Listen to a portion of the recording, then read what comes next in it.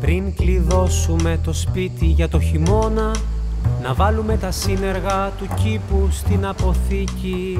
Να μαζέψουμε την κάπαρη, τα μίγδαλα και τις λιαστές ντομάτες απ' την ταράτσα.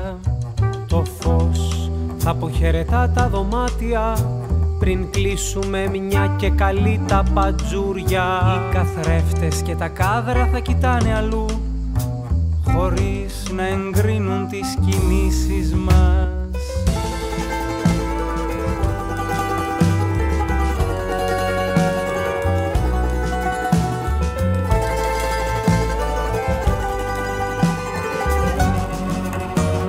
Χειμώνας πρωτομαγιάτικος, οι πετσέτες ονταδιό, μανιτάρια, φωταπλανήτες και η εξώπορτα με γιασεμί.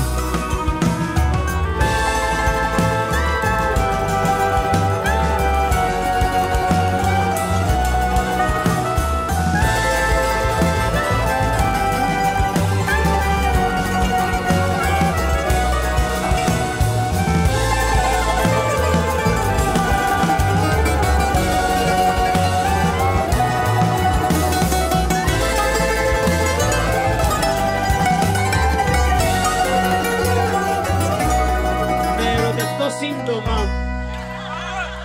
Να ερωτευτώ για λίγο δηλαδή.